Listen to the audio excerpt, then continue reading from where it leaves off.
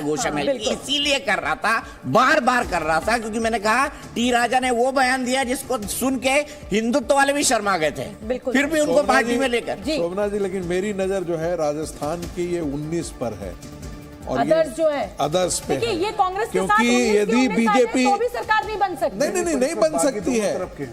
नहीं बागियों के साथ ही इसमें एक तो जहां कांग्रेस ने जो आरएलडी के लिए सीट दी सब वो है, खत्म हो जाता है सर। एक मध्य प्रदेश 101 जहां आया सब खत्म हो गया, उसके बाद लेकिन 101 आया खत्म। बिल्कुल, और एक तमाम वरिष्ठ तीन लोग यहाँ पर बीएसपी बैठे के हुए हैं इसमें। जो नतीजे 2018 में बहुत जिसे कहा जाए मुश्किल थे, चाहे वो राजस्थान थे, कभी 199 की स्थिति, मध्य प्रदेश में भी ऐसी थी, वो इस बार नहीं। और दीपक जी लगातार ये कह रहे थे कि 2014 के बाद से जितने भी राज्यों में चुनाव नतीजे आए वो बिल्कुल निर्णायक आए, हंग असेंबली आई नहीं। और दीपक जी इस बार फिर एक बार आपकी बात पे मोहर लगी। हाँ, क्योंकि जनता जानती है कि उसे मजबूत सरकार चुनना है, मजबूर सरकार नहीं। मजबूर सरकार नहीं चाहिए। और आपने देखा एक मजबूर सरकार, मैं अशोक गहलोत की सरकार को भी मजबूर ही मानूंगा।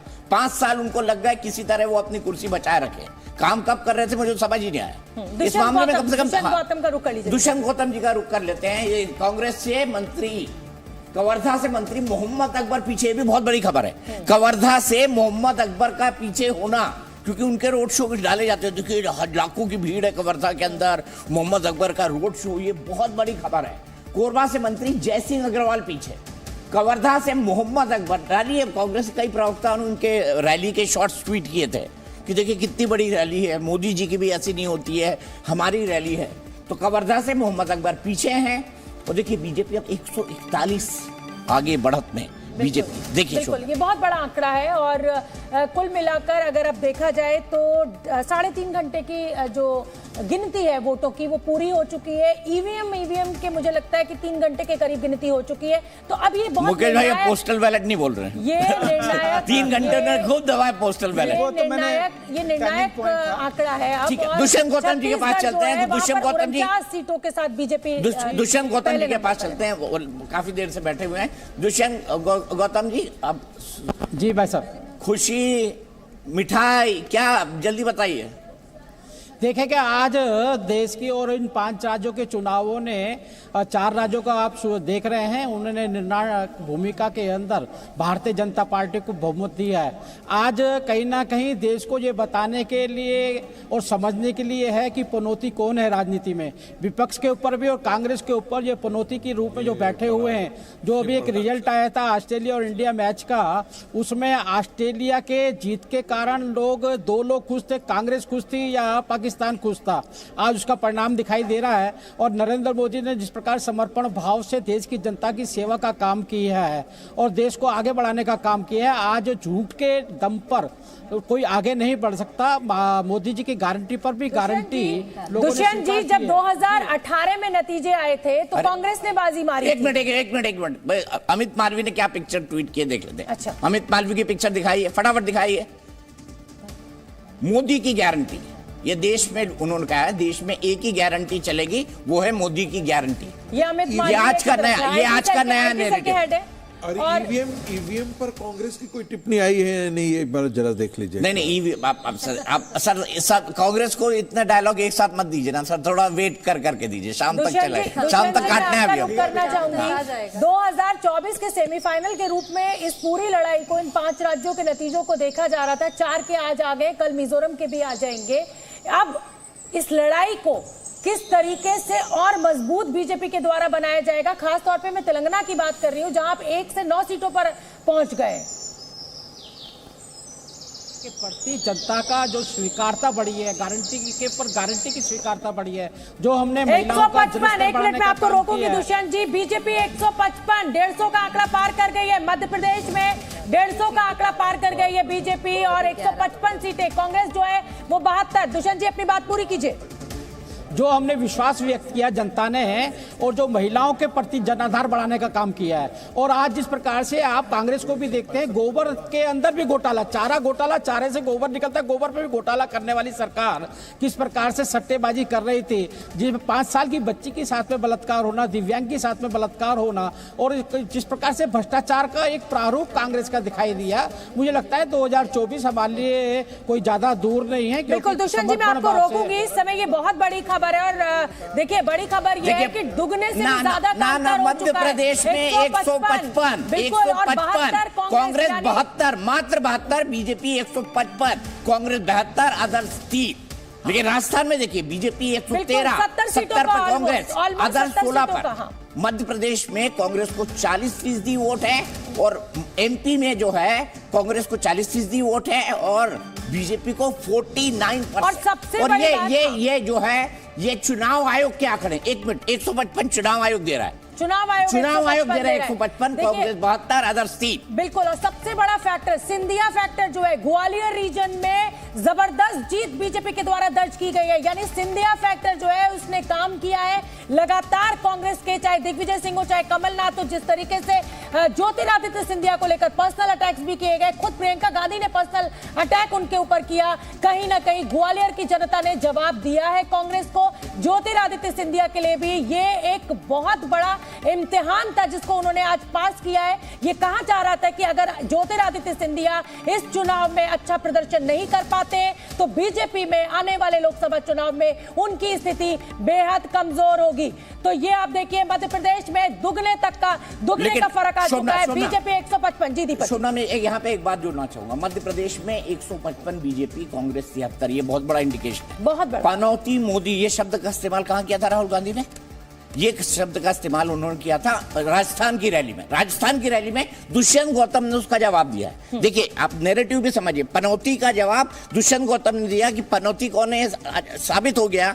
अब सवाल यहाँ पर ये भी खड़ा होता है, भाई ऐसा पनौती तो किसी को चाहिए ना बीजेपी को जीतने के लिए। लेकिन मैं दीपक जी खुद बताऊं, अगर मैं बतौर पत्रकार कहूं, ना तो मैं पनौती शब्द के साथ हूं और ना मैं मूर्खों के सरदार शब्द के साथ हूं। मैं इस तरीके की भाषा को ना पसंद करती हूं ना अप्रिशिएट करती हूं। और अगर मुझे लगता है कि इस देश में इस भाषा पे नैरेटिव खड़ा होता है तो ये हमारा बड़ा दुर्भाग्य है। दुष्यंत जी नैरेटिव बातों से नैरेटिव सेट होना चाहिए, नैरेटिव बातों से ठीक है, ये अपनी राय है, ये मेरी राय है। मैंने कोई शब्द इस्तेमाल नहीं किया, मैंने शब्द का जवाब दिया है। लेकिन आज देश की जनता ये जान गई है टुकड़े टुकड़े गैंग के विरोध में चलने वाली है और ऐसे लोग जो देश को पीछे धकेलना चाहते हैं, देश के टुकड़ा करना चाहते हैं, वो जाति पे करना चाहते हैं, धर्म पे करना चाहते हैं, ओबीसी के नाम पे करना चाहते हैं, आज देश की जनता ने उनको अस्वीकार कर दिया। आज विश्व के अंदर देश का कीर्तिमान बनाने वाले, देश की जनता का सामाजिक तौर पर आगे बढ़ाने वाले, महिलाओं का उत्थान करने वाले, युवाओं को रोजगार देने वाले और बुजुर्गों को सम्मान करने वाले ही आगे बढ़ सकते हैं। तो आज झूठ नहीं चल सकती। दुष्यंत जी, क्या मैं ये मानूं कि अब तो राम मंदिर में भी प्राण प्रतिष्ठा होने जा रही है और दुबई में जो नारे लग रहे हैं मोदी जी के स्वागत में कि अब की बार 400 पार, और अब सेमीफाइनल इतना शानदार खेला है, तो क्या अब की बार 400 पार का दावा बीजेपी कर रही है? दुष्यंत जी कर रहे हैं? देखिए दावा हमारा पक्का है कि आने वाले समय में रुक जाइए गौतम जी, रुक जाइए। 161, बीजेपी 161, कांग्रेस 66, अदर्स 3। तो कहां पहुंच गई बीजेपी? 161 पर, कांग्रेस 66 पर, अदर्स 3 पर। डिसिसिव इतना बड़ा मैंडेट बीजेपी पाएगी, ये मेरे लिए भी आश्चर्य कर देने वाली खबर है। लेकिन एक्सिस माई इंडिया ने 169 दिए। पोल ऑफ पोल्स में भी हम यही दिखा रहे थे दीपक जी कि मध्य प्रदेश में बीजेपी जीत रही है और मुझे लग रहा है कि अब वो शायद एग्जिट पोल जो है वो एग्जैक्ट पोल साबित हो रहा है। देखिए दीपक जी, यदि ये चुनाव देश बचाया है और मैं ऐसा बहुत गंभीरता से कह रहा हूं, यदि ये तीनों चुनाव में यदि कांग्रेस पार्टी 2 राज्य भी जीत जाती हिंदी बेल्ट में, तो आप यकीन मानिए राहुल गांधी जो नैरेटिव लेकर के चल रहे थे, बदल गया है। संगीत रागी जी, राजस्थान का आंकड़ा बीजेपी 116, कांग्रेस 67, अदर्स 16। ये आंकड़ा बदल गया है, 16 अदर्स के खाते में फिर सीटें बढ़ गई, मतलब 800 तक पहुंच गई थी। तो बीजेपी 116, कांग्रेस 67, अदर्स के खाते में। पर मैं आपको ये बताऊं, 67 से 116 ये रिकवरी मुझे काफी मुश्किल लगता है। ये रिकवरी काफी मुश्किल लगता है और टाइम भी क्या हो रहा है? 11:44। और तेलंगाना में भी आप देखिए अंतर बहुत ज्यादा बढ़ गया, 61-38 हो गया, वहां भी रिकवरी नहीं हो सकती है। देखिए छत्तीसगढ़ में भी 50, छत्तीसगढ़ में भी आंकड़ा बदल गया। मध्य प्रदेश में, राजस्थान में बीजेपी जो है अब इसको क्लीन स्वीप करना मैं कह सकती हूँ। मुझे लग रहा है राजस्थान और मध्य प्रदेश में ये शब्द आप लेंगे मेरा दीपक जी? थोड़ा इंतजार कर लेते हैं।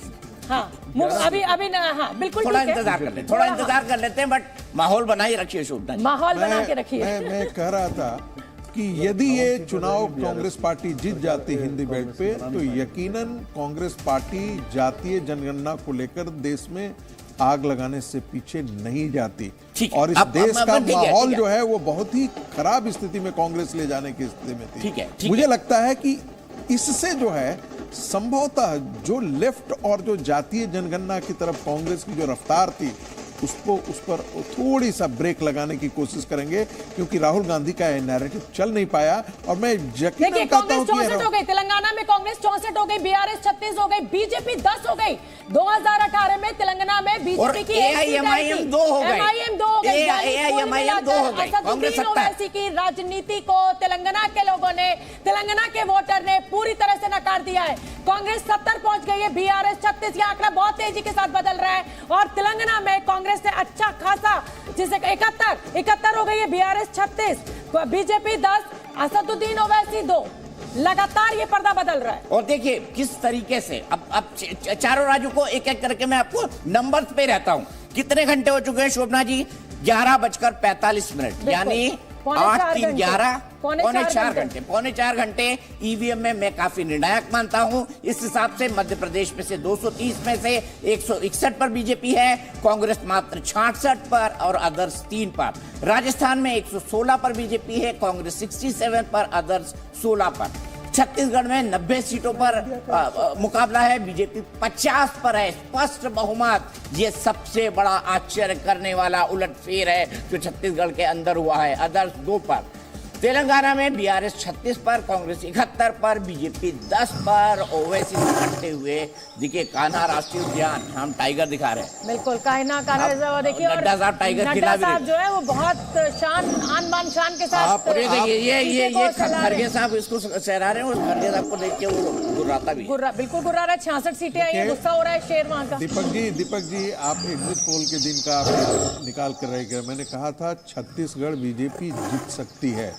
लोग नैरेटिव खुद से गलत तैयार किए हैं, ये मैंने बात कही थी आपके जो शो सबसे में। अच्छी बात है, आदर्श निर्दलीय जो है, देखिए ये चुनाव के बाद ये जो खरीद फरोख्त है, इन आंकड़ों ने उसको भी खारिज कर दिया है। राजस्थान में जब बीजेपी का 116 का आंकड़ा आ रहा है तो निर्दलीय 101 के बाद निर्दलीय के बाद दुकान नहीं खुलने वाली है अब।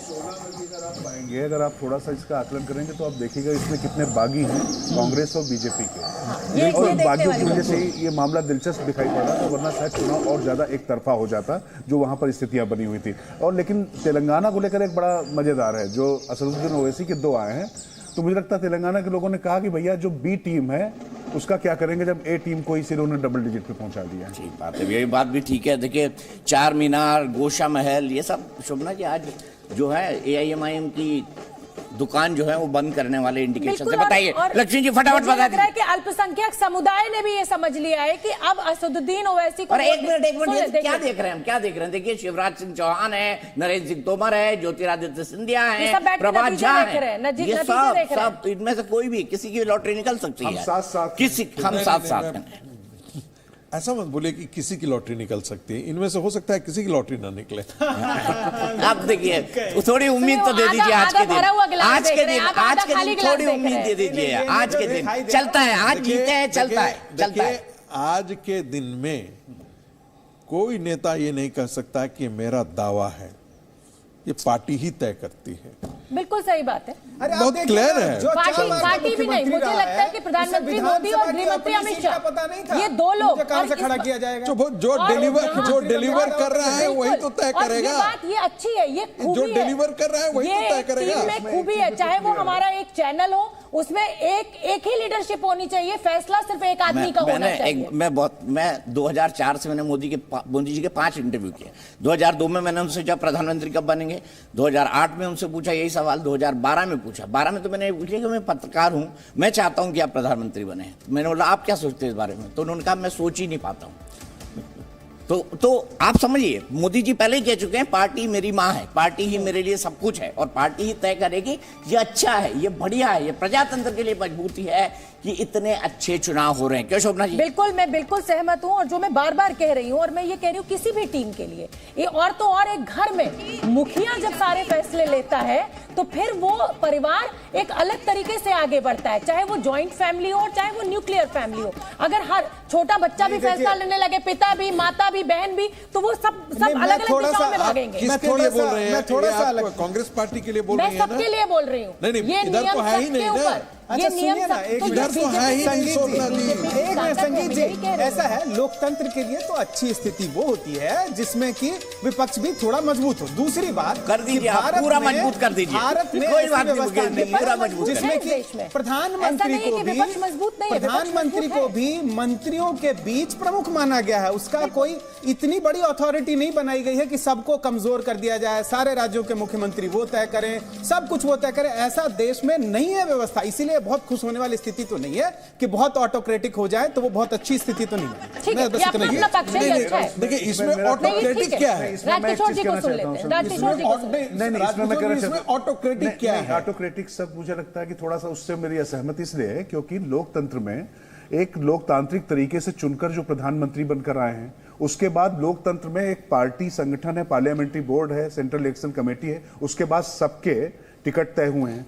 अगर इस तरीके की ऑटोक्रेसी अगर होती तो मेरे ख्याल से चीजें न बन पाई होती जो नतीजा आया। तो मुझे लगता है ये ऑटोक्रेसी शब्द मुझे लगता है कि यहाँ पर शायद उस तरीके से ये बात दीपक हो जी, रही थी दीपक जी, कि जब दीपक जैसे जी। घर का उदाहरण दिया गया कि घर मुकेश का जी, एक मुखिया मुकेश जी, सब चीजें 10 तय सेकंड, करता है। मुकेश जी। एक मिनट, आप ही का स्टेज है, तो जैसे मुखिया तय करता है या चैनल में कोई चैनल हेड तय करता है, वैसी स्थिति देश में नहीं होती है। मैं सिर्फ इतना ही कहना चाह रहा था। अगर 4 बार का मुख्यमंत्री है, वो खुद को पता नहीं विधानसभा चुनाव खड़ा हूंगा, लड़ूंगा कि नहीं लड़ूंगा। अगर इतने समय से जिसको माना जाता है कि राजस्थान की सबसे लोकप्रिय नेता है, चुनाव कैंपेन कमेटी में नहीं मुझे है, इस तस्वीर पर तमाम चर्चा कमेटियों में करनी है, और नहीं है। मुझे सुनिए, आप सभी लोग रुक जाइए, संगीत रागी रुक जाइए। देखिए, ये तस्वीर मेरे लिए बड़ी अहम है, और मुझे इसमें जो सबसे ज्यादा खुश अगर कोई नजर आ रहा है तो वो ज्योतिरादित्य सिंधिया नजर आ रहे हैं। उन्हें मुख्यमंत्री बनना है नहीं बनना है ये मुझे नहीं पता, नहीं बनना तो कह चुके हैं खुश, ना। हाँ, सार्वजनिक कह चुके हैं कि मैं मुख्यमंत्री की रेस में नहीं। सुकून में और बड़े खुश नजर नहीं, आ पर रहे मैं हैं। एक बहुत बड़ी बात कहना चाहता हूं गंभीर नोट पर। मैंने बहुत राज परिवार के नेताओं को देखा है, राजमाता सिंधिया को बहुत क्लोजली देखा है, मैं यशोधरा, वसुंधरा सबको व्यक्तिगत तौर पर जानता हूं, दुष्यंत को भी जानता हूं।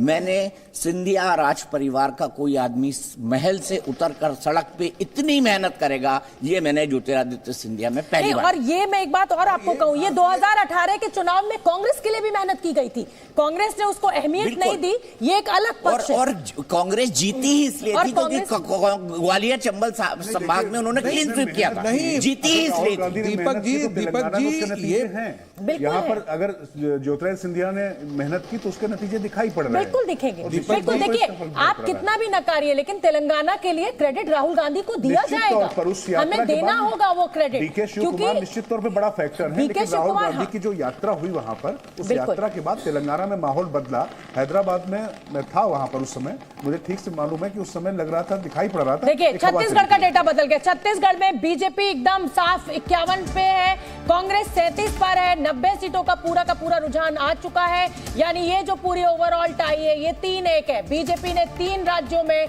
अपनी सरकार जिसे कहा जाए बढ़त के, अगर मैं इस समय के रुझान की बात करूं, देखिए अभी ये फाइनल नतीजे नहीं है, लेकिन इस समय 4 घंटे की काउंटिंग पूरे होते होते ये फैसले जो है वो निर्णायक हो जाते हैं, और ऐसा हमें लग रहा है, हमारा अनुभव ये कह रहा है। सीटों में बदलाव अभी हो सकता है 2, 4, 5 सीट का, लेकिन ये अब निर्णायक सा दिख रहा है आंकड़ा, और इसमें 3 राज्यों में बीजेपी सरकार बनाती हुई दिखाई दे रही है। तेलंगाना में कांग्रेस के लिए जाहिर सी बात है, इसको बहुत बड़ी जीत माना जाएगा, क्योंकि साउथ इंडिया में बीजेपी एक भी राज्य में नहीं है, और ऐसे में कांग्रेस का कर्नाटक और तेलंगाना में आना, पुडुचेरी को आप नहीं मानते हैं, हिस्सा नहीं मानते, वहीं से रास्ता तमिलनाडु तक जाती है। चलिए, उसको पूरा डिस्काउंट मत कीजिए। ठीक है, चलिए ठीक है, मैं करेक्शन कर लेती हूँ। रागी जी ने कहा, मैं मान लेती हूँ पुदुचेरी एक उसमें एक, हाँ, लेकिन ये एक बहुत बड़ी जीत कांग्रेस के लिए मानी जा रही है, और खास तौर पर असदुद्दीन ओवैसी के लिए ये बहुत बड़ा सेटबैक है। यहाँ पर बीजेपी भी विन विन सिचुएशन में, क्योंकि बीजेपी की 2018 में तेलंगाना में सिर्फ 1 सीट आई थी। अगर बीजेपी 1 सीट से 10 सीट पर पहुंच रही है तेलंगाना में, और तब जबकि के चंद्रशेखर की लोकप्रियता वहां पर बहुत ज्यादा है। चंद्रशेखर ने वहां पर काम किया है। ऐसे में कांग्रेस ने जाहिर सी बात है झंडे गाड़ दिए, लेकिन बीजेपी के लिए भी एक बहुत बड़ी पकड़ जमीन पर बनी है। असदुद्दीन ओवैसी के लिए यह बहुत बड़ी हार है और खासतौर पर अल्पसंख्यक वोट के नजरिए से अगर इसे देखा जाए तो आने वाले 2024 के चुनाव में यह हिंदी बेल्ट में कहीं ना कहीं एक बड़ी चुनौती होगा।